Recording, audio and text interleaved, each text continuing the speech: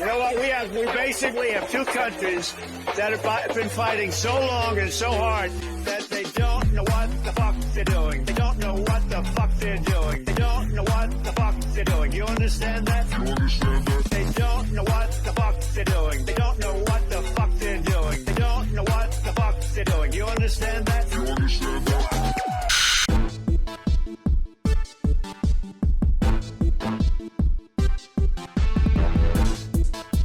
So I don't understand. Can I just understand? And I don't understand. And so what I don't understand, I don't understand your argument. I'm just trying to understand your answer. I don't understand.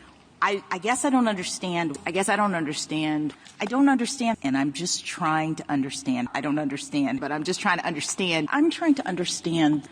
I don't get it. I don't get it. I don't get it. Bitch, you fucked my car up. Dead ass. Hope he got Gap insurance. Why everybody dressed like they in a Tim Burton reboot?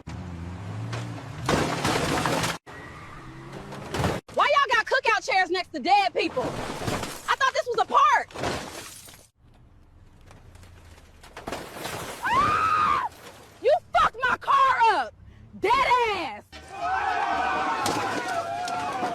Y'all need to label that shit better. I thought this was Costco.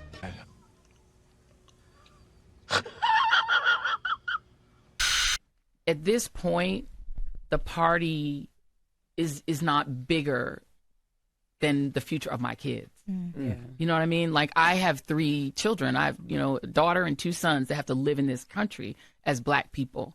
And fascism don't work for me, and I'm not willing to cede the country to Trumpism and MAGA simply because I'm clinging to this party. So people getting all mad at Karine Jean-Pierre for saying but I'm not mad at that, because I'm like, at this point, it isn't, who cares what the party label is? Give me an effective fighter.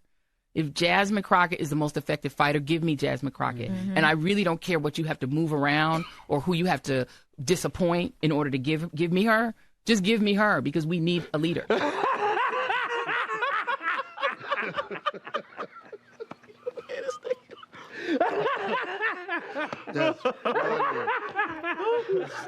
You don't have to go to hell. You're in hell. This is hell. This is hell. This is hell. Because democracy basically means government by the people, of the people, for the people. But the people are retarded. Then strangled them, and finally dismembered their bodies. Right. Then do Available. and homelessness and all that. And now, the voice you've been waiting for. There is a secret song at the center of the world, and its sound is like razors through flesh. I'm here to turn up the volume.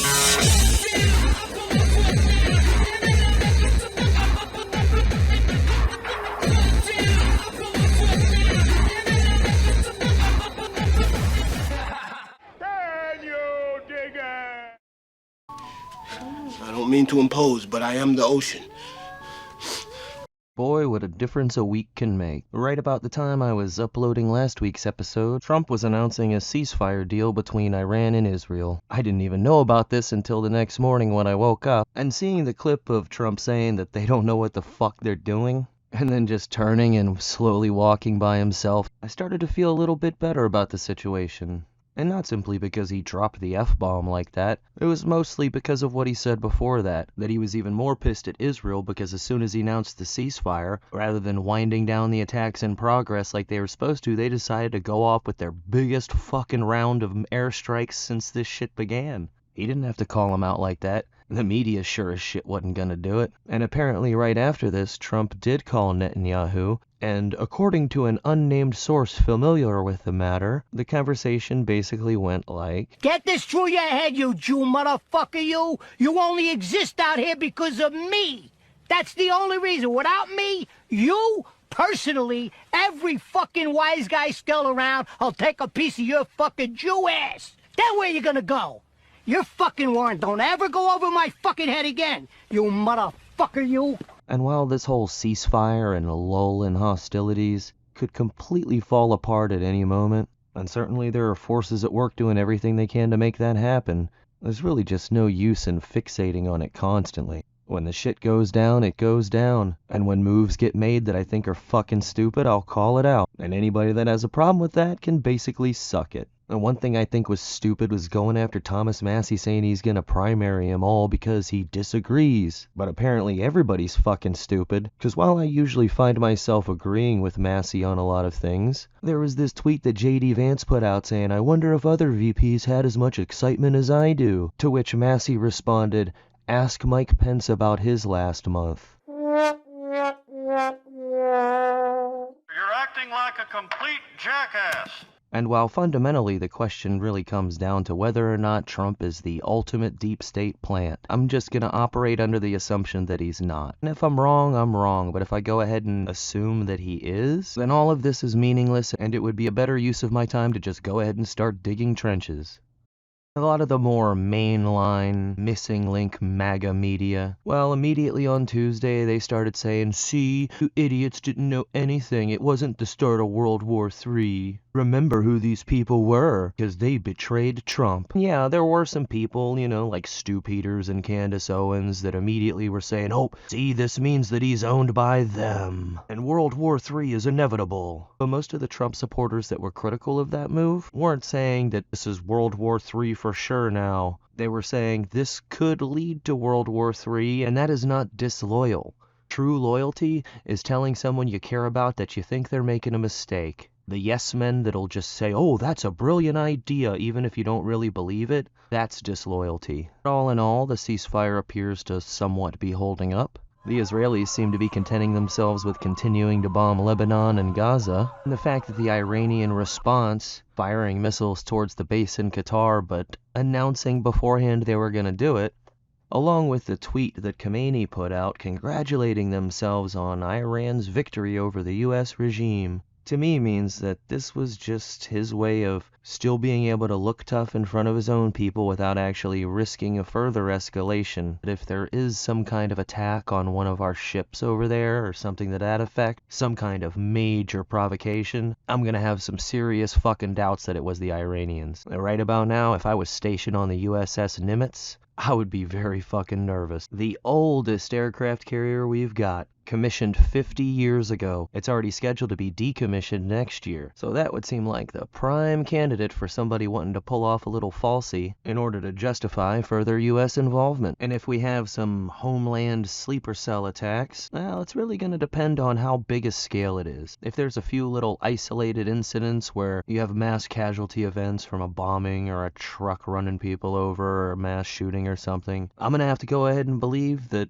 it's not actually the Iranians behind it. You're eliciting a response and you're not really gaining anything. But if it's something huge, like all these cells activate and they take on the power grid coast to coast, well then it's more like 50-50. If they are going to try to do something, I don't see it happening without it being on a massive scale to cause enough chaos to make it hard for us to properly respond. But at the same time, they're by far not the only ones that would benefit from a situation like that unfolding in the US. And then I started seeing this story pop up everywhere about the 11 Iranian nationals that ICE arrested over last weekend. Now, this was a little surprising to me, because normally when you see a story put out by somebody like NBC, ABC, or basically any of them talking about an ICE arrest, it always seems like it's this poor innocent person was just hanging out in front of Home Depot and they have kids and they didn't do nothing. So for them to be putting out this story of, oh look, ICE arrested 11 Iranians with suspected terrorist ties and criminal records, you kinda have to wonder why. And most people have been talking about the guy in Alabama who was a former Iranian sniper from 2018 to 2021. He came into the US last year on a visa for foreigners that are engaged to be married to Americans. And there was the 56-year-old former member of the IRGC. And they don't really mention how long he's supposed to have been in the country. But a lot of the others, like the guy in Arizona who had been in the country since 2012, a dude in Houston who had been in the country since 2016, another dude in Houston that had been ordered to leave the country since 2005, and then there was one who had only been in the country for 2 years, who was staying with somebody in Colorado Springs who was ordered to leave the country way back in 1987. And while some of these might be suspect, a majority of them seemed like they're more likely to be people that legit wanted to leave Iran and come and live in the U.S. Not everybody that comes here from Iran is a sleeper cell. But the fact that they're putting out this, oh, look, 11 of them have been arrested, a whopping 0.1% of what we know to have come in the past 4 years. It seems more like they're just putting the idea out into the public conscience that, oh yeah, these guys are out there and it could be a problem. Something else that had me going, what is the purpose of this article exactly? I probably wouldn't even have known about had it not been shared by Dark Journalist on Twitter. A story from a little online Staten Island news company. Here are the secret bunkers where Trump and top leaders will go in case of a nuclear attack on D.C. They just all of a sudden felt the need to put this out a couple days ago. And so they listed some of the places that everybody knows about anyway, or should, like Raven Rock and Mount Weather. And then they talk about the E-4B Mercury Doomsday planes, and how it's a complete command and control to keep the president and all his VIPs safe during a nuclear war. And then that's it. The article literally ends right here. So what are they, just putting it out there that, oh, well, you know, if there is some kind of major problem, don't worry, the government's got a contingency plan for themselves. On a bit of a lighter note, at least for people that live outside of New York City, the official mayoral Democratic candidate is the Commie Islami. I'm gonna have to agree with ALX. We should just call this guy Zoltar Macaroni. Easier to remember. And while he, of course, would describe himself as a democratic socialist, potato, and a lot of the more, let's call them progressive elements in the Democratic Party are so happy because they see this as confirmation that this is the direction the entire party should go. And these guys' tweets are pretty entertaining. We don't need an investigation to know that the NYPD is racist, anti-queer, and a major threat to public safety. What we need is to defund the NYPD.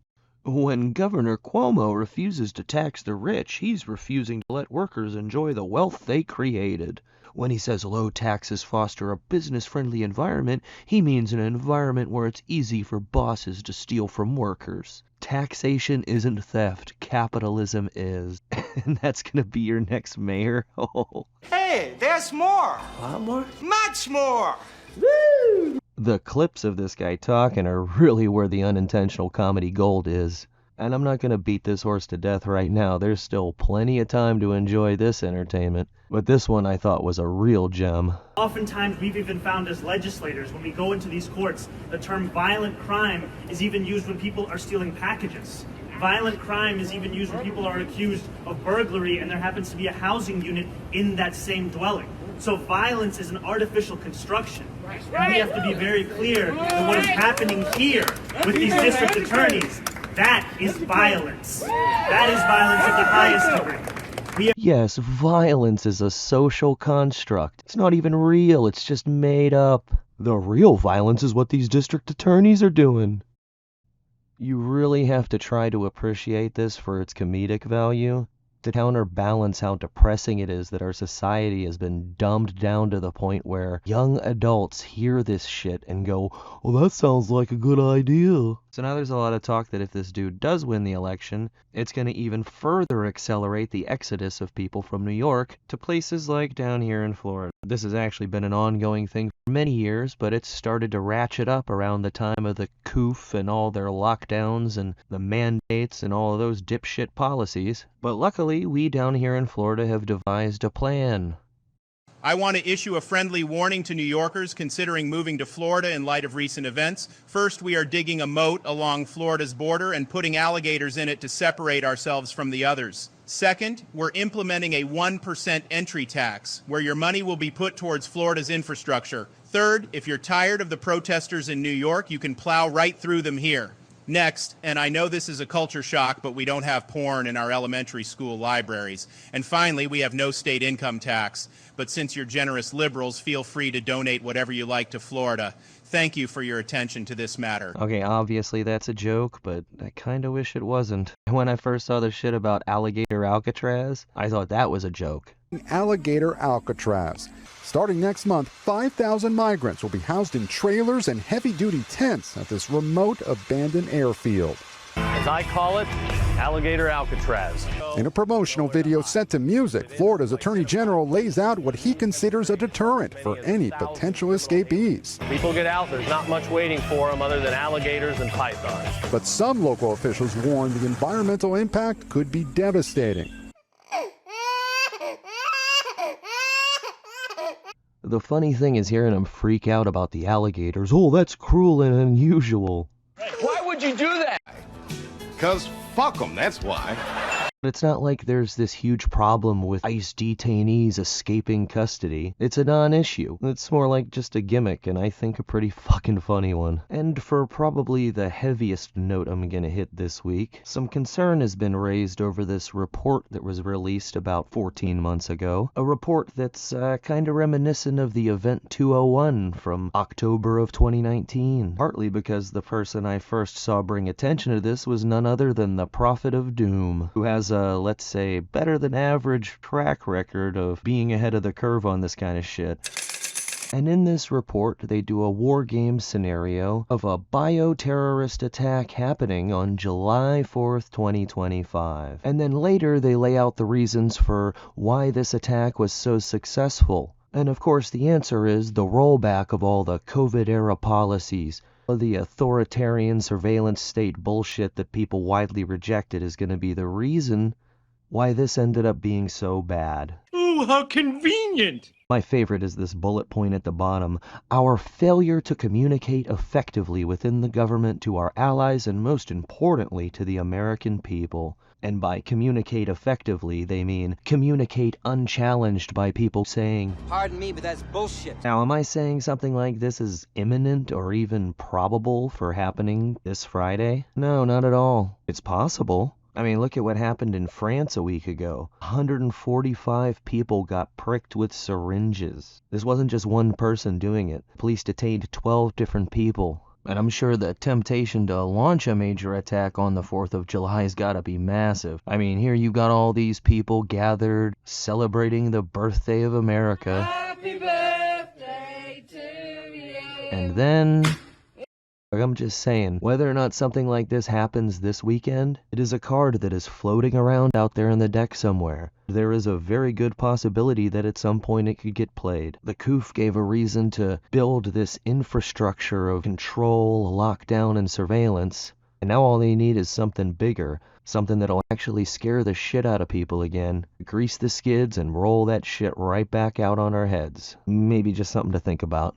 And as for this ambush on the firefighters up in Idaho, as of about 6 hours ago they finally released this kid's name, and I gotta say, I'm already a little suspicious of the official story here. You're telling me that this kid, this weak-ass little wimpwad 20-year-old kid, managed to pull that off on his own, keeping firefighters pinned down for hours with long-range fire. Yeah, that makes perfect sense, and I totally believe it.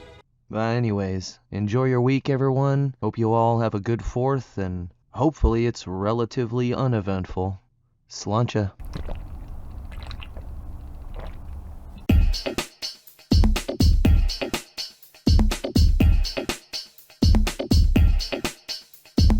All I have in this world is my thoughts and my words, and I don't break them for no one. You understand? So say good night, to the bad guy. So say good night, to the bad guy. So say good night, to the bad guy. So say good night, to the bad guy.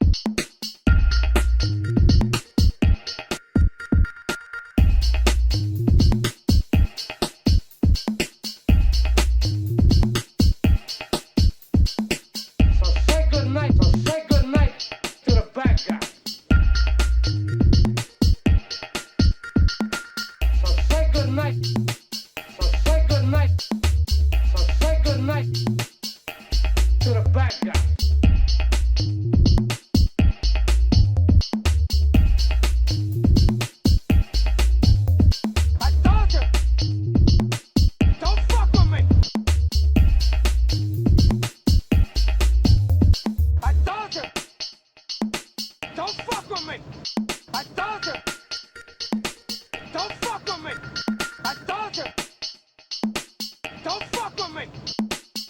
You stupid fuck! Look at you now!